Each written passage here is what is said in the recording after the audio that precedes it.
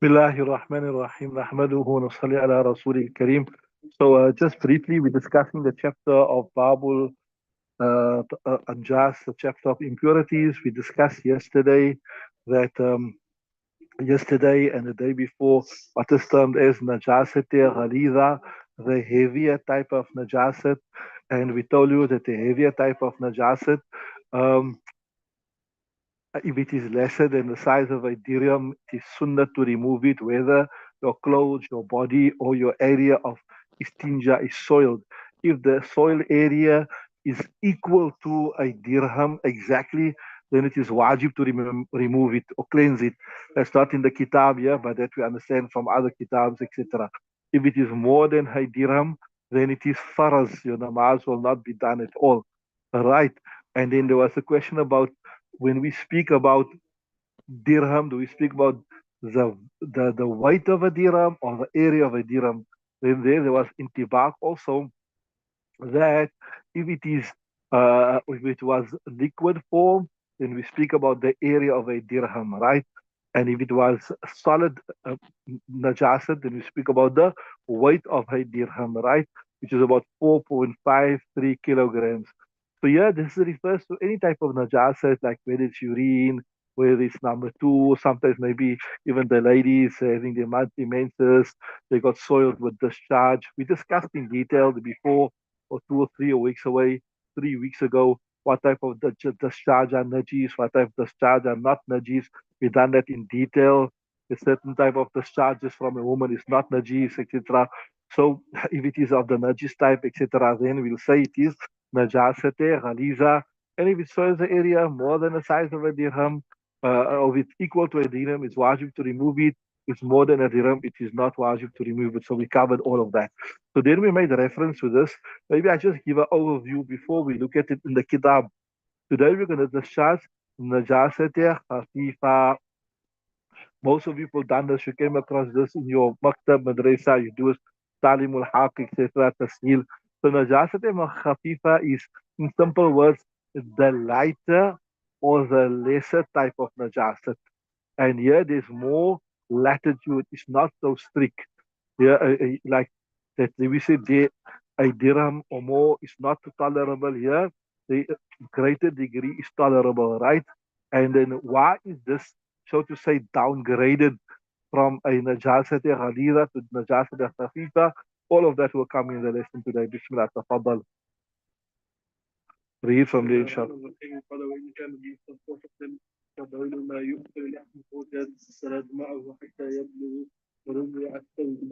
يروى ذلك عن ابي حنيفه رحمه الله لان التقدير فيه من كثير الفاحش والربع منخفض من كل في حق بعض. Okay, Bismillah ar-Rahman ar-Rahim. So I told you, mukhaffafa or khafifa as opposed to ghaliza. وإن كانت مخففة. This is the اسم المفعول. خفف يخفف مخفف مخففا, right? from فعل يفعل scale, right? وإن كانت مخففة, if the najasat was of the lighter type, and then they give example, كبول ما يؤكل لحمه, like the urine of that which its flesh is eaten. That's how it's translated. The flesh, the urine of what is flesh is eaten. So what I mean is the halal animal, the urine of the flesh of an animal which is halal to eat, like sheep, goat, etc. These things, right? It is halal to consume, right? So now that one's urine. That's what we're speaking about, right? Are you with me? So this is considered as najasat khafifa, right? جازت الصلاة معه حتى يبلغ ربع الثوب. So yeah, it is permissible to read salah with it until, right? حتى معه يعني جاز معه, it is permissible to salah what يعني what does najasa حتى يبلغ, until it reaches. The fire is what? the najasat, right? Until the najasat is rub al-thawbi, 1/4 of the cloth. For the moment, just take cloth there to mean cloth, right? I'll give you the details will come as we go through. So you can see here with regards to there's the first difference between mughallaza and khafifa, or you can say mughallaza, mukhaffafa, or ghaliza and khafifa. Right? Both come say the difference can say meaning, right? So until it does not reach 1/4 of the cloth. يروى ذلك عن أبي حنيفة, and this that it must reach 1/4 of the cloth has been narrated on from Imam Abu Hanifa. Carry on.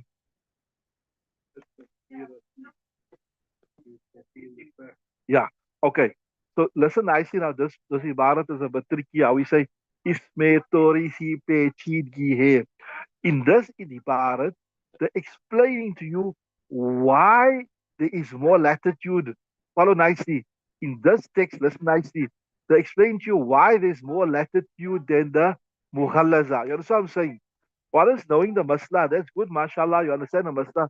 But to know what each ibarat means, to make hal of the ibarat, to see what the author is saying in every ibarat, and what his murad is, that is a knack in itself. And obviously, if you want to get faqahat, you want to get a deep insight into fiqh, you need to understand what each ibarat and what each text is saying, especially if you want to further your studies in fiqh, etc. You want to become a faqihah, to become a faqih, become a mufti, and become mutakhassis fil fiqh. So listen, in this text here, he's explaining why there is more latitude in mukhaffafa as opposed to mughallada. Are you with me? You understood that? So he's saying, لأن التقدير فيه بالكثير الفاحش, because it just if you turn back here, you go to the previous yesterday, because yesterday sabak, وقدر الدرهم, the amount of the dirham, وما دونه من النجس المغلظ كالدم, right? The amount of a dirham and what is lesser than that from the najasat of the mughallaza, right? Right? And it's jazat is salatu ma'ahu, salat is permissible with it, right? So here he's saying, they are building on that because the taqdira fihi, we'll say, I'm looking for a nice word, we can say the fixation of amount in it, bil kathir al fahish, is worth a big amount. That's what he's saying. So, so what he's saying is that we only consider najasat khafifa when it is a big amount. You understood that? So you see, in the previous one, the previous ibadah saying we consider najasat ghaliza when it is a dirham or more. If it's exactly a dirham, it is wajib to wash it. That's why he's saying وقدر الدرهم وما دونه من النجاة مخلل كالدم والبول والخمر وخروج الدجاج والبول لحم جازت الصلاة معه. Salat is wajib.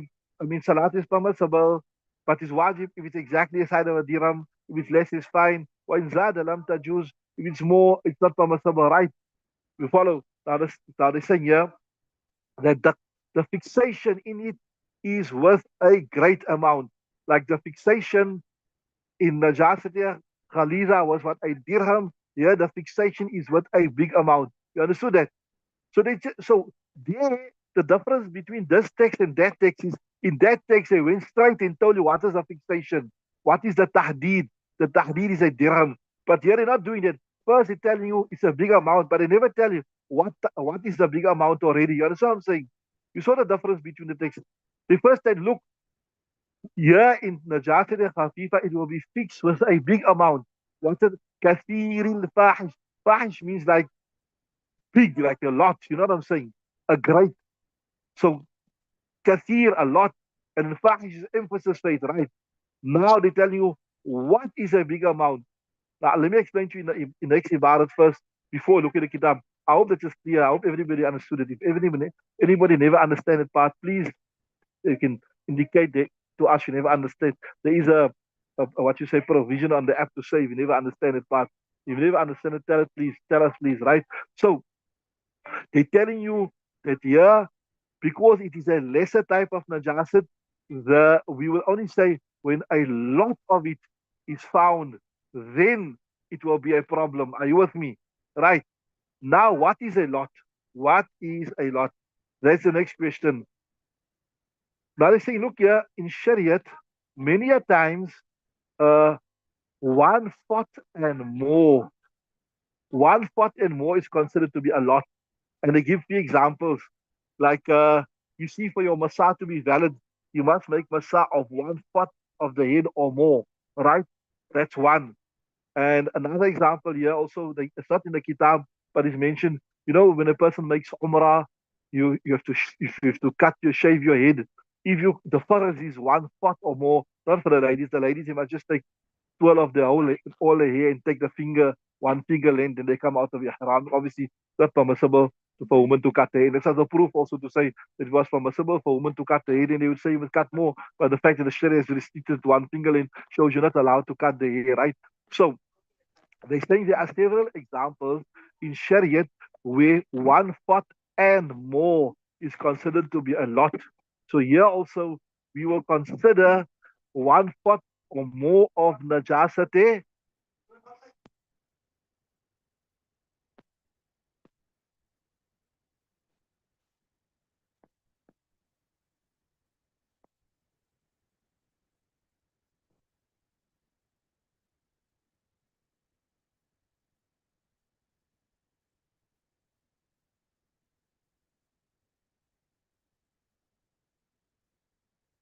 Right?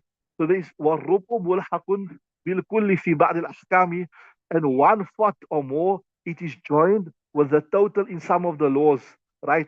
And what are the laws? وأنه ربع أدنى ثوب تجوز فيه الصلاة كالميزر.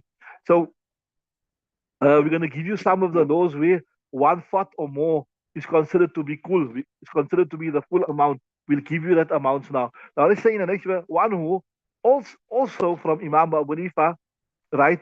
They say وَعَنْهُ رُبْءُ أَدْنَى ثَوْبٍ تَجُوزُ فِي صَلَاة.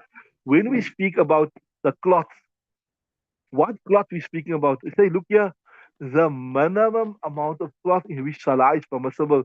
For a man, what is his sitter? From below the navel till below the knee, right? So if you take all the cloth that a person uses to cover from below the navel to below the knee, if you take the entire area of that, and if 1/4 or more is soiled, then it will not be permissible to read if it is najasat مخفف. Are you with me? You understood that? See there. وعنه also Imam Hanifa ربع 1/4 of the least of the cloth in which salah is permissible كالميزري, like the lower garment. You understood that? You got it? Right. So so three things. First is saying the fixation will be a lot. That's the first ibarat. Then the next ibarat they say that 1/4 is considered to be a lot. And then they say when you say 1/4, how much of 1/4? Then the first explanation is 1/4 of the minimum cloth in which salah is permissible. So you see there's three different informations in each thing. Then they say وَقِيلَ رُبْءُ مَوْضِئِ الَّذِي أَصَابَ كَالزَّيْلِ وَالزِّخْرِيسِ. One opinion is 1/4 of the portion which that it is afflicted it, like for example the tail of a garment. When you see tail, you see my kurta here, this portion here, from here till here is called the tail or the back, right? Or even the lady's garment, the hanging portion that hangs from the waist below down, that is called the zail, right?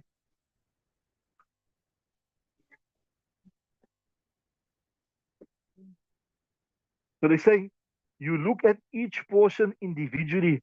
If 1/4 or more of that is soiled, then that will be considered to be what? كثير. Right. وقيل ربع موضع الذي أصاب كالذيل والزخريس.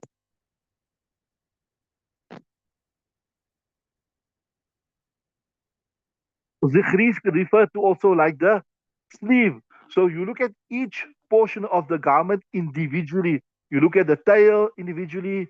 You won't look at the whole cloth, right? وأنا أبي يوسف شبر في شبر. According to Imam Abu Yusuf, you take a handspan by a handspan. That means you will not look at the cloth individually, or you will not look at a particular portion of the body individually. You will just look at a handspan by a handspan. And I try to check. They say handspan by handspan is about 20 centimeters by 20 centimeters. So remember we said najasat ghaliza is 3 centimeters diameter. It's like 3 centimeters by 3 centimeters. Here we speak about 20 centimeters by 20 centimeters, right?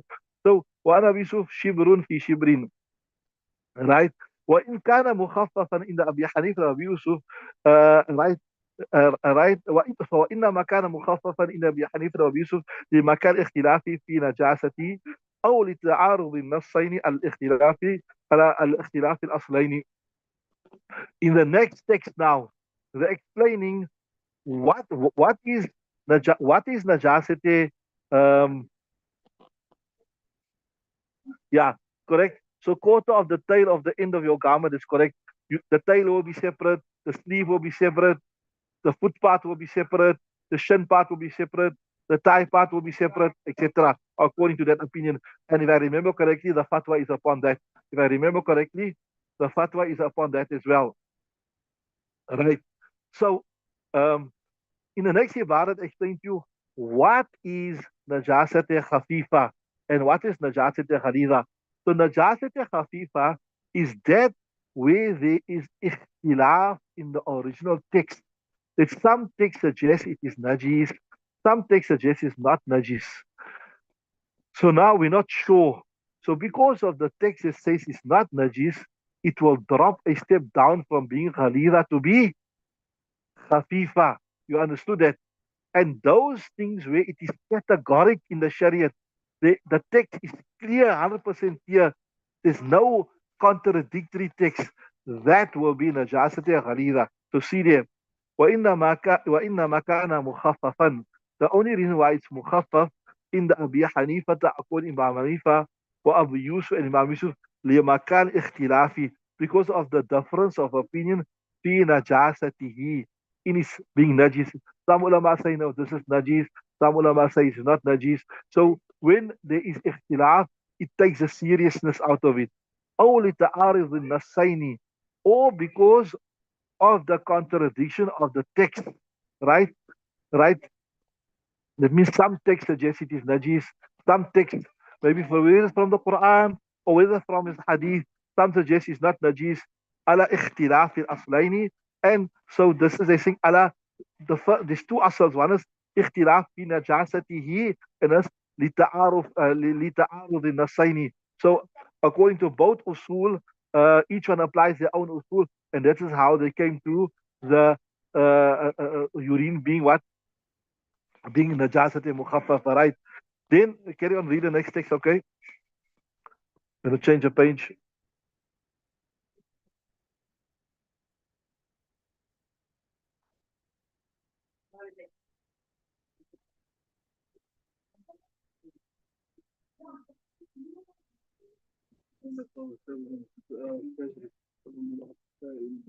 Like just to expand on this one, Steve, you got to take this istanzihu min al-bawli فإن عامة عذاب القبر منها. Be careful with regards to the urine, because most of the azab, so this suggests it is najis. Then you done that incident in Usul Shashi about the Uraniyin, that when Nabi Sallallahu said that they were sick when they came to Medina, they must take the camels and they must drink the urine, etc. So there the text is contradictory. You got some text suggesting what? That um, urine is not najis, some is najis of an animal that is normally eaten, right? So that it drops now from being najasate ghalira to being najasate khafifa. Right, okay, read the next one.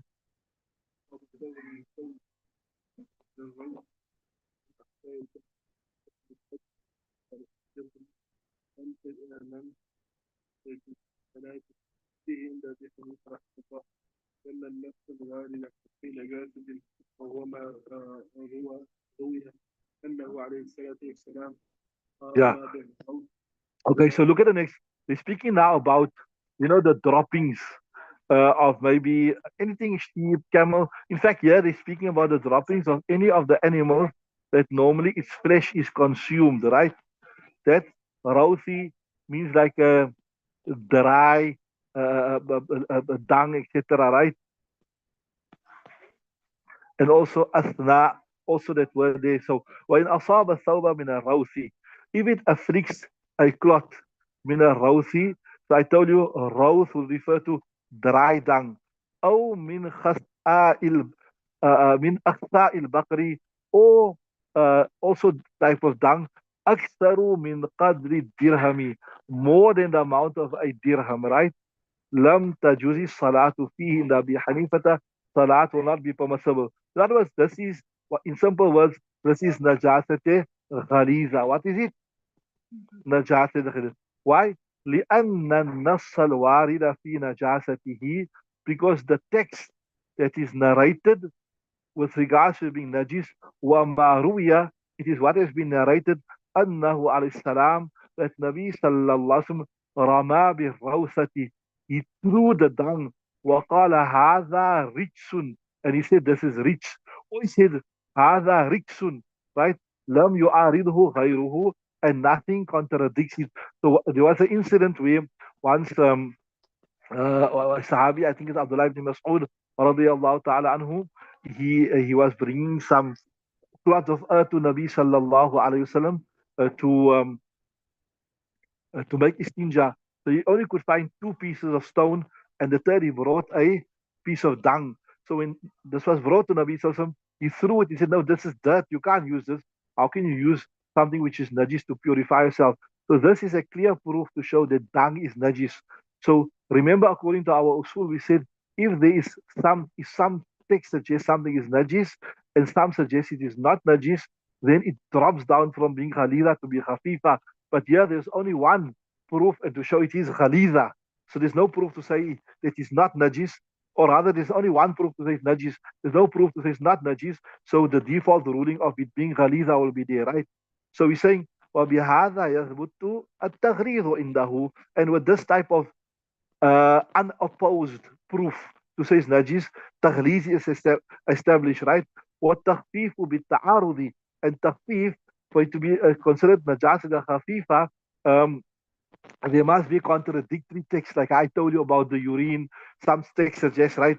وقال يجزيه حتى يفحش. So here there's ikhtilaf between Imam Abu Hanifa and Sahibain. Imam Abu Sahibain says, look here, with regards to your dung of your edible animals, right, etc., like cow, goat, sheep, whatever, that will be tolerable until it is not a lot. So they're applying the same masla of what? They're applying the masla of khafifa. So you can see, if you're sharp, you understand why they're saying that dung, etc., etc., it is najasat khafifa, and in najasat khafifa, there must be kasrate fahisha. It must be a lot before it is not permissible. لأن للاجتهاد فيه مساغا. They say, look here, to extrapolate, to apply your mind in it, there is some scope to it. You know, you can, there is, it's not a clear cut, clear najis thing. We can apply our mind and, like, try to deduce our own ruling. In other words, it's not clear cut, it is not categoric from the text. There is scope that we can apply our mind to a certain extent. And after the applying of our mind, and they'll give you the reasons here, how they apply their mind, we're going to downgrade it from being Khalida to be Khafifa. Are you with me? Okay, so tomorrow we'll discuss, inshallah, the reasons why Sahibain downgraded from Khalida to Khafifa. On what basis they said it is Khafifa and not Khalida. That we'll do that tomorrow, inshallah. Let's stop there. Subhanallah wa bihamdihi, subhanakallah wa bihamdihi. La ilaha illa anta, astaghfiruka wa atubu ilayk.